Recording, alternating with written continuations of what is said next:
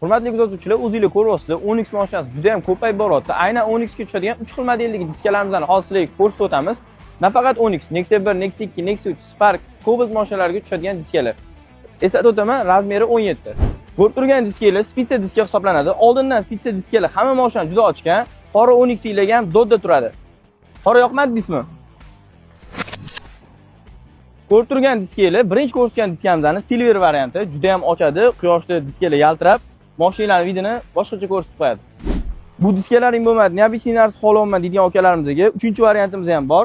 Ko'rsanglar bo'ladi. Bu diskamizni ko'pchilik biladi, sababi bu diskamiz BMW Alpina mashinasida chiqqan, Alpina diska hisoblanadi. Juda ham sifatli, juda ham chiroyli. Glavnisi bitta plyusini tushuntirib o'taman. Bu diskamiz 8 teshikli hisoblanadi. 400, 114. Agar sizlar Cobaltga shu diskani olib taqsanglar, keyin Spark, Nexia yoki Onyx mashinasiga alishtirmoqchi bo'lsanglar, mashinalarni shu diskamizda birga bir shundoq tushadi.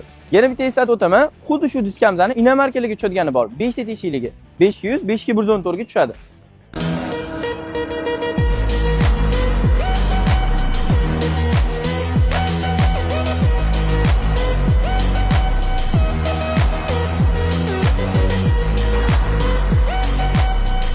Bizga obuna bo'lib qo'yish esingizdan chiqazmanglar, sababi keyingi videolarimizda 19-20 razmerli diskalarimizni ko'rsatib o'tamiz.